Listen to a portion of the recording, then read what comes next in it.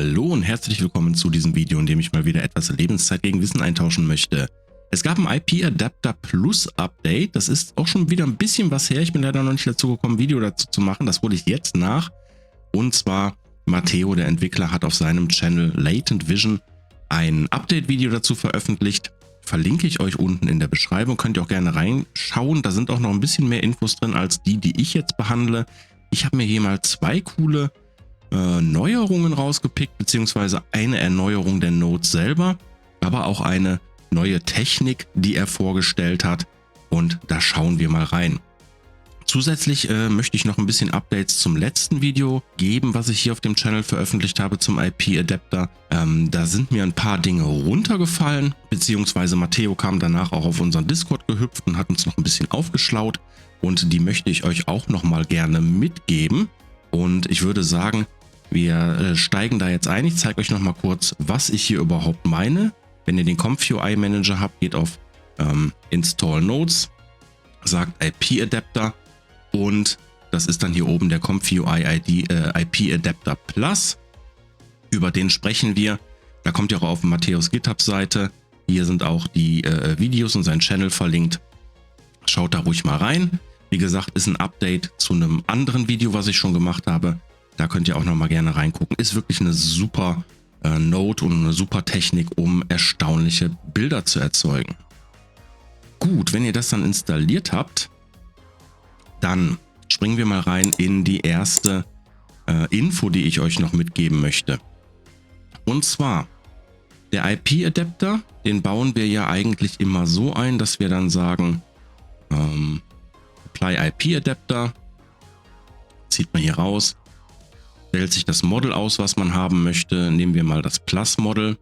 Clip Vision können wir rausziehen, Clip Vision Loader wählen. Das ist dann schon korrekt. Model. Ich kann hier auch schon mal einen Workflow drumherum bauen.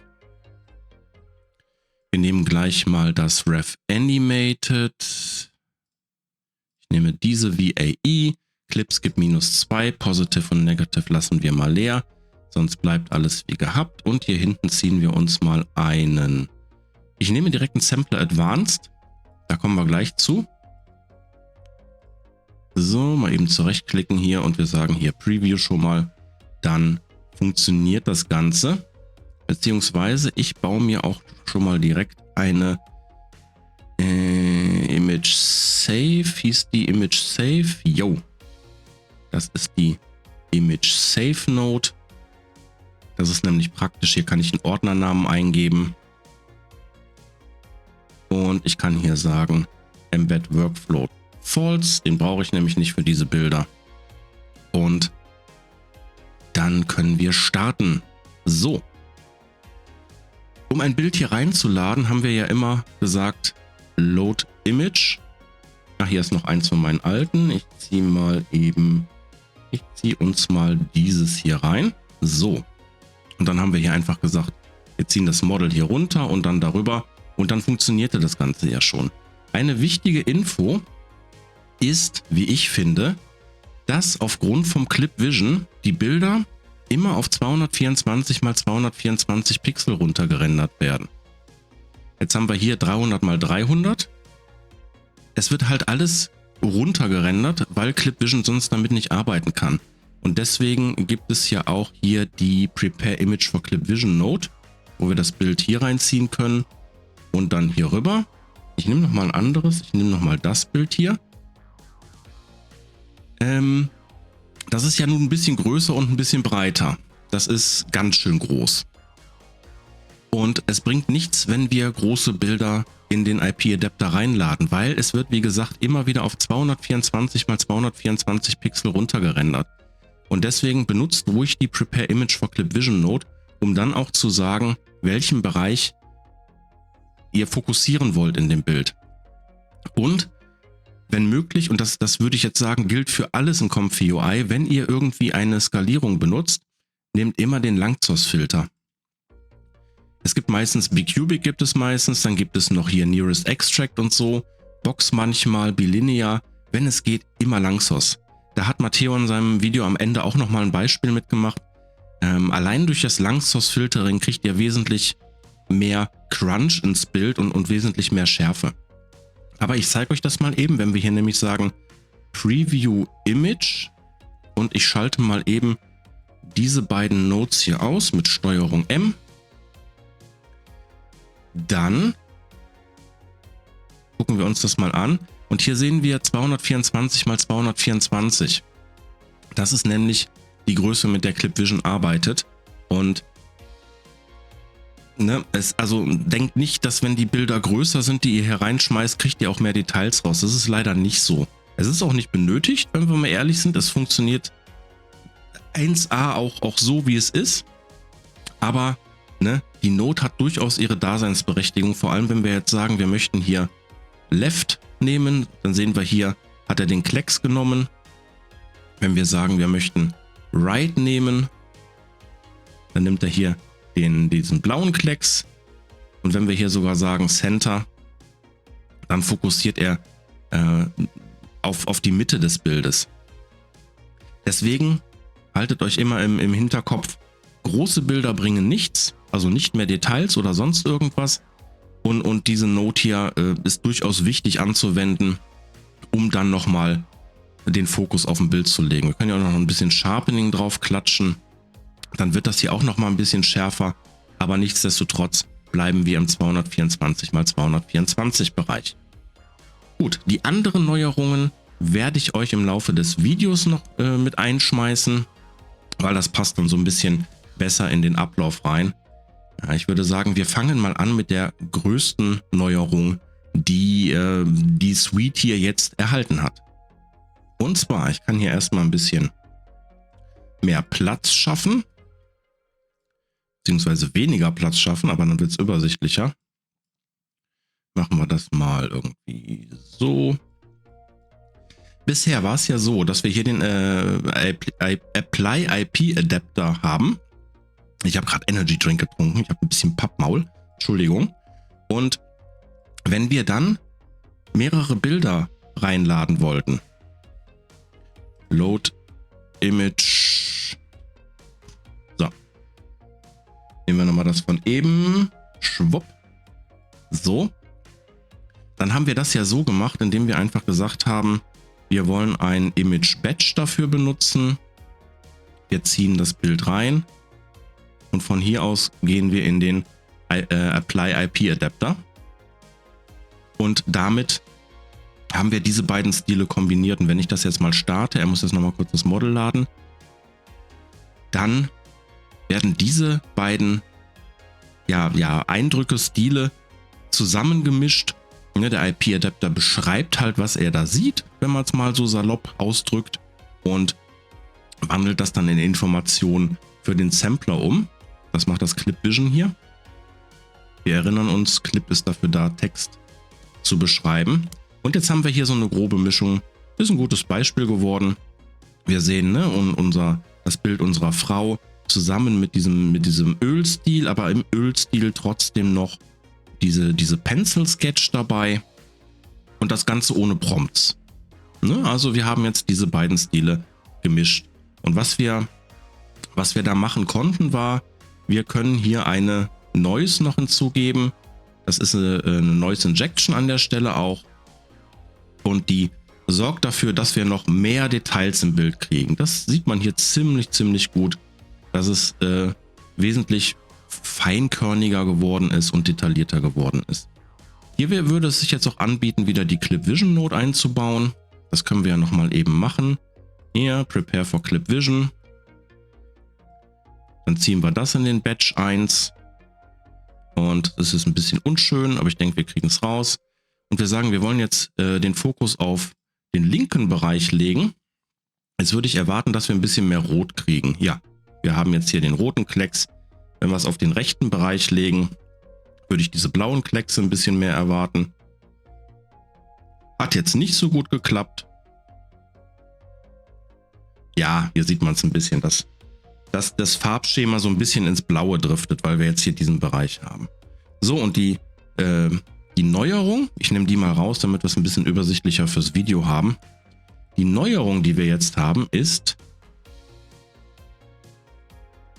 die, Moment, nein, die war falsch. Ich Kommen wir mal ein bisschen mit den Namen durcheinander. Encode IP Adapter Image, diese ist es.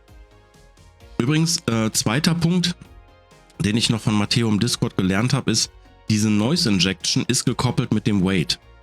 Also wenn ihr das Weight runterdreht und dadurch dem Prompt, den ihr eingibt, mehr auch Gewichtung wieder verleiht, also je weniger Weight wir dem IP-Adapter geben, umso mehr Gewichtung bekommt der Prompt.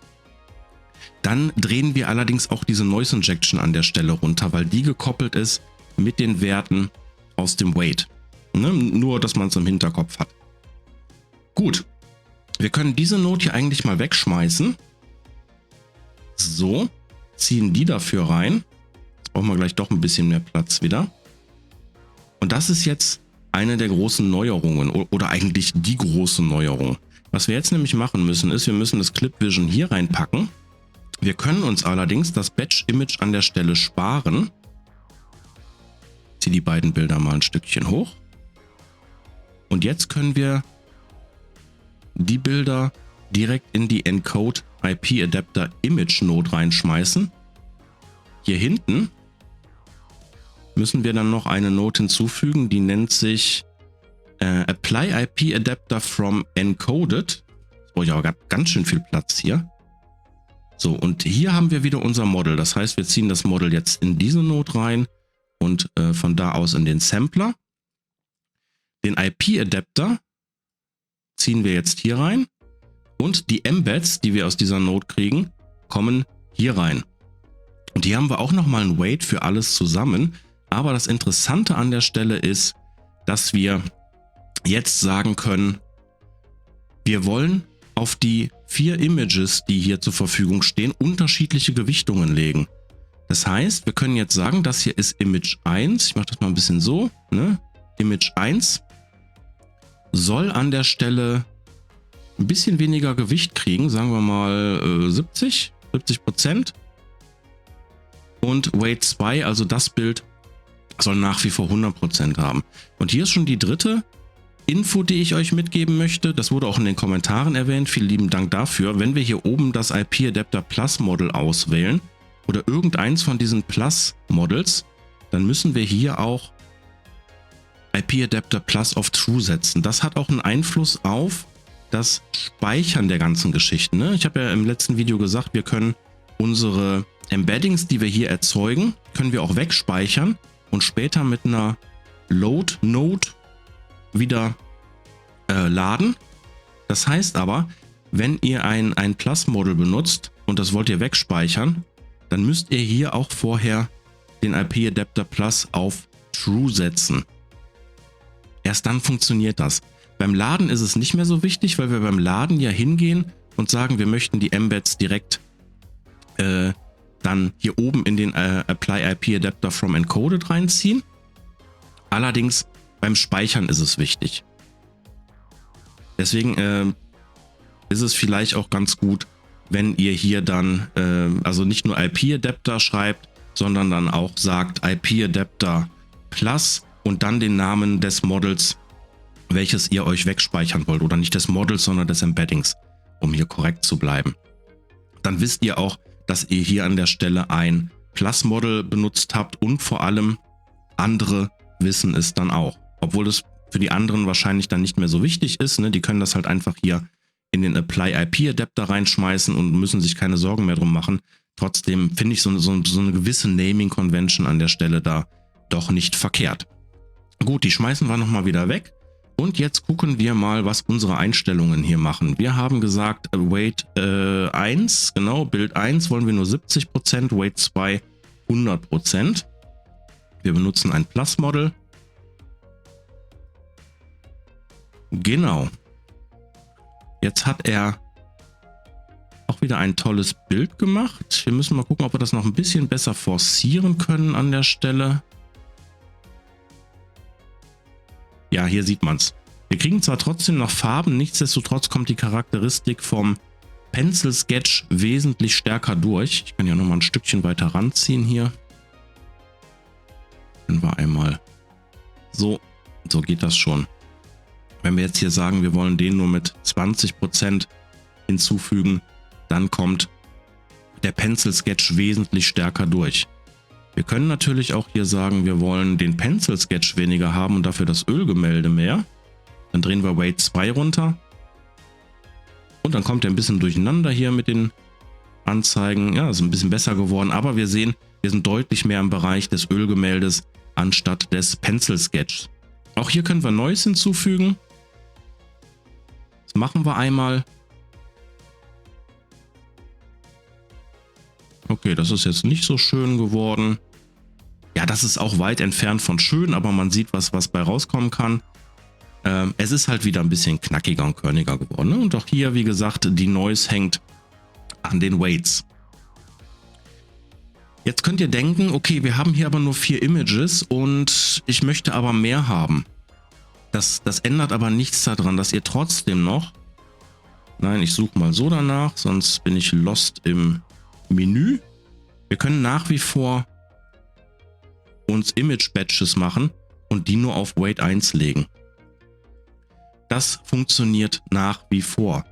Also ihr habt da schon eine große Möglichkeit, dann euch thematisch so ein paar Batches zusammenzuklatschen und die dann in die entsprechenden Inputs hier zu hängen und dann gezielt auszusteuern an der Stelle. Hier oben habt ihr natürlich nochmal ein Weight für das komplette, ja, für den kompletten Output, der hier rauskommt. Und ich gebe schon mal einen Prompt ein, Sketch of a Cyberpunk Woman. Just for safety hier. So. Ja, wir sehen, er versucht jetzt hier schon ein bisschen Lederklamotten und sowas zu machen. Ne? Hier geht es schon mehr in die Richtung Cyberpunk jetzt, allerdings nur mit 40% IP-Adapter-Einfluss. Und das können wir jetzt halt mischen. Also es gibt uns schon eine Menge Möglichkeiten, diese ganzen Geschichten jetzt auszusteuern hier. Können da hier auch ein bisschen mehr geben und dann sagen, die Pencil Sketch soll aber weniger haben. Da kriegen wir ganz, ganz tolle Bilder. Das sieht auch richtig cool aus. Bisschen Neues dazu packen. Mal so 1/3 Neues nochmal hinzuschmeißen. Ja, das macht schon was her. Nach wie vor haben wir uns noch hier das Ölgemälde mit einem Weight von 1 reingeladen. Der Pencil Sketch nur mit 57% und da kommt gut was raus. Das ist die erste große Neuerung und ich glaube, ich würde einen Workflow immer nur noch mit dieser Node anfänglich aufbauen. Auch wenn wir nur sagen, wir wollen nur ein Image haben oder ein Batch von mehreren in einem. Das gibt uns einfach die Möglichkeit, später dann doch nochmal, ohne umbauen zu müssen, hier weitere Bilder einzuhängen. Die weitere Erneuerung bzw. Technik, die Matteo gezeigt hat er Time-Stepping genannt und das fand ich auch sehr, sehr cool. So, wir stellen das mal wieder auf 1, lassen vorne alles wie es ist und ich habe ja hier einen Advanced Sampler genommen. Das heißt, mit einem Advanced Sampler haben wir unter anderem die Möglichkeit zu sagen, bis zu welchem Step von, sagen wir jetzt mal 30 Steps, dieser Sampler rendern soll. Und im Anschluss daran kann er nämlich nochmal, oder können wir nochmal einen weiteren Sampler hinzupacken. Ich hänge das mal alles um hier. Ne, falsch. So, jetzt hänge ich unten an meine Save Node. Hier können wir jetzt nämlich sagen, dieser Sampler soll ab einem gewissen Schritt im Rendering stoppen und dieser soll dann wieder die weitere Arbeit übernehmen. Und damit das schön bequem für uns ist, sagen wir jetzt mal, wir wollen das End at Step beim ersten Sampler auslagern und das Start at Step beim zweiten Sampler auslagern. Wir machen einen Doppelklick hier drauf, dann kriegen wir eine Primitive Node und wir sagen jetzt mal, wir haben 30 Steps. Wir sagen mal, er soll ab 10 Steps aufhören zu rendern und dafür soll dieser Sampler ab 10 Steps weiter rendern. Wir müssen dann noch hier im ersten Sampler Add Noise Enable und Return with Leftover Noise Enable machen. Im zweiten machen wir Add Noise Disable und Return with Leftover Noise Disable. Und dann lassen wir das mal eben durchlaufen.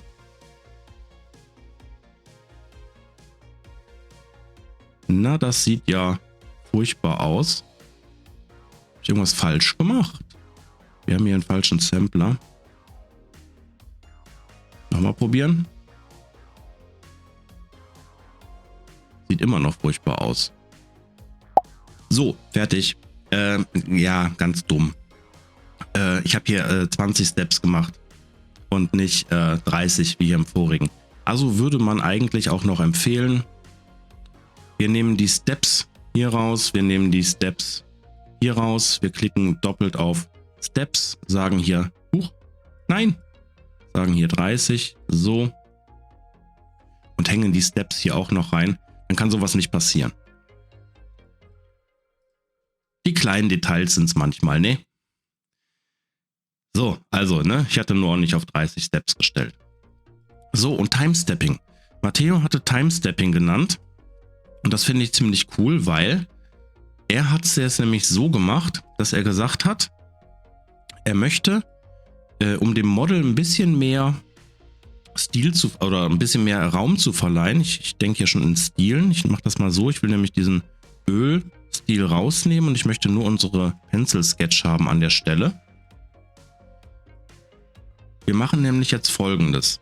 Hier sehen wir, dass er wieder sehr stark die Pencil Sketch als Vorbild genommen hat. Wenn wir jetzt hier hinten sagen, Colorful noch, wir haben immer noch Sketch of a Cyberpunk Woman. Colorful ist ja überhaupt nicht das, was jetzt hier irgendwie vorgegeben ist. Was Matteo an der Stelle gemacht hat, ist, wir nehmen das Model von vorne und ich nehme jetzt mal extra einen Umweg über Reroutes, weil ich mir da ein bisschen unsicher bin, wie die Tiny Terra Nodes intern funktionieren. Also wenn ich das Model jetzt von hier rausgezogen hätte, weiß ich nicht, ob er das Optional Model an der Stelle nimmt. Ich glaube nämlich, das ist so. Oder das Model, was nur aus der Pipe geliefert wird. Ich glaube aber, er liefert das Optional Model weiter. Und das wollen wir ja nicht. Wir wollen ja zurückkommen zu dem Punkt, wo wir wieder unser ursprüngliches Model verwenden. Deswegen nehmen wir das mal direkt hier vorne aus dem Loader. Und wenn wir das jetzt starten lassen, dann sehen wir, dass die ersten 10 Schritte mit dem IP-Adapter Model gerendert wurden. Also wir drücken es in Richtung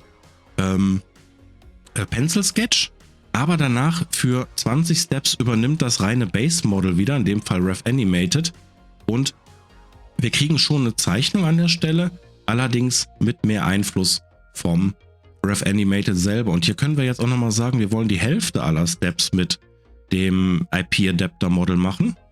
Da sieht man immer kurz aufflackern, dass es in die Pencil Sketch Richtung geht. Und hier sehen wir jetzt auch, dass es deutlich wieder in Richtung unseres IP-Adapter Bildes geht. Und so hat man halt einen guten Einfluss darauf, auch wie viel Spielraum man dem reinen Model am Ende nochmal überlassen möchte, beziehungsweise wir können dadurch auch viel stärker Motive erzeugen mit dem Stil, die wir also in die Richtung gedrückt haben wollen. Also hier ist ja nichts von Cyberpunk, hier aber schon. Wenn wir jetzt mal sagen, wir wollen hier oben auch nur 8 Steps haben, dann geben wir dem Model dahinter 22 Steps wieder, um aufzuholen. Und jetzt sieht man schon, dass wir kriegen zwar ein ähnliches Bild wie das hier ist, was wir reinschmeißen, also ne, unser Porträt einer Frau, aber das Model übernimmt am Ende noch dann stark weiter. Und wenn wir es mal übertreiben und sagen 20 Steps mit dem Model hier, dann hat das Ref Animated am Ende kaum noch eine Chance, da irgendwas zu machen, aber das kann ja doch durchaus gewünscht sein. Also eigentlich ist der Trick bei der Sache, wir rendern mit einer gewissen Anzahl von Frames. Wir können ja auch nochmal das Ölgemälde jetzt reinziehen. Mit einer gewissen Anzahl von Frames vor und geben eine gewisse Richtung vor und erlauben dann am Ende dem Model noch dann doch wieder seine reine Arbeit zu verrichten, ohne Einfluss des IP-Adapters. Das hat er hier gemacht. Gut, da hat er jetzt ganz schön Probleme mit, glaube ich. Das Ölgemälde. Er versucht hier irgendwie noch sowas hinzukriegen. Ganz cooler Comic-Stil übrigens. Wir können nochmal die Mischung machen von den beiden Varianten. Wir sind jetzt hier oben mit 12. Ich gehe mal runter auf 10 Steps. Jetzt hat er wieder die Mischung gemacht von den beiden. Und dann am Ende hier aber noch, das sieht man jetzt ganz gut, hier sieht man auch die Umrisse, die er vorher erzeugt hat und das Bild, was Rev Animated dann noch nachträglich macht. Finde ich ganz cool, dass er das Ölgemälde jetzt hier an der Stelle in so ziemlich eckige Kanten und so übersetzt hat. Das sieht so ein bisschen techy aus. Das gefällt mir. Wir können auch nochmal 2 Steps dem IP-Adapter Sampler weitergeben. Ja, man sieht schon, da kommen ziemlich coole Sachen bei raus. Ganz, ganz coole Sachen. Und jetzt nehmen wir noch einmal das Example-Bild. Mal gucken, was da passiert. Ei, wunderschön. Boah. Das haut mich um. Bin geflasht. Bei sowas wahrscheinlich besser, wenn wir dann nur sagen, wir geben dem IP-Adapter mal 6 Steps und sagen dann dem Model übernimm mal. Ja, wesentlich besser gerettet und eigentlich schon ganz cool, bis auf dass er mehrere Arme gemacht hat und so. Das kann man noch ein bisschen mit Prompting aussteuern. Aber es ist ein echt cooler Stil. Gefällt mir. Ja, okay, gut. Das sind so die Neuerungen, die es gab und diese Note hier, wie gesagt, ist wirklich super cool. Weil hier kann man jetzt noch sagen, okay, wir wollen hier unserem Image 1, es soll aber auch nur irgendwie 60% Einfluss haben. Noise nochmal ein bisschen hoch. Und gib ihm. Deswegen, die ist ziemlich cool. Wie Rev Animated jetzt auf einmal so absolut Comic-Stil macht, faszinierend. Finde ich richtig, richtig gut. Größte Erneuerung, dann denkt dran, große Bilder lohnen sich nicht. Nehmt die Clip Vision, um Fokus zu machen, also Prepare for Clip Vision Encode, wie diese Note heißt. Ich gucke nochmal richtig, bevor ich hier Käse erzähle. Prepare Image for Clip Vision, so. Und ja, und die Noise ist gekoppelt an das Weight an der Stelle. Und denkt dran hier, ne, beim Plus das Ding auf True zu setzen. Das heißt, wenn ihr kein Plus-Model nimmt das wieder raus. Und so. Es funktioniert halt auch so, man merkt es nicht so dolle. Ja, guck mal. Das ist der Unterschied vom Plus zum Nicht-Plus. Das Plus hat wesentlich mehr Tokens, die es mitgeben kann. Das heißt, die Beschreibung wird besser. Ne, wir haben jetzt hier schon ein bisschen mehr Interpretationen, dadurch, dass wir nicht das Plus-Model genommen haben, sondern das normale Model. Auch cool. Aber, ne. Gut, also beim Wegspeichern, falls ihr die IP-Adapter-Embeddings weitergeben wollt oder so, nehmt am besten eine Naming Convention, wo auch Plus drin steht, damit man weiß, dass man eventuell irgendwo Plus aktivieren muss. Vielleicht kommt es ja noch in weiteren Updates oder so, dass es wieder notwendig wird. Ja, dann, ich hoffe, ich konnte euch etwas aufschlauen. Schaut auf jeden Fall bei Matteo auch nochmal rein. Er hat dann noch weitere Thematiken aufgegriffen in seinem Video. Unter anderem hat er auch nochmal die Models ein bisschen erklärt. Und er geht auch in den Bereich Animate Diff. Das habe ich jetzt hier rausgelassen, weil wir Animate Diff auch noch gar nicht auf diesem Channel behandelt haben. Es lohnt sich auf jeden Fall. Link ist in der Beschreibung, schaut mal rüber. Und ansonsten wünsche ich euch weiterhin viel Spaß mit dem IP-Adapter. Der ist bestimmt schon in mindestens 50% aller Workflows irgendwie Pflicht, um Bilder zu erzeugen, würde ich mal behaupten. Oder so ein bisschen in Richtungen zu drücken, wo ein Model nicht mehr hinterherkommt. Und habt einfach viel Spaß dabei und eine gute Zeit. Wir sehen uns im nächsten Video. Bis dann. Macht's gut. Tschüss.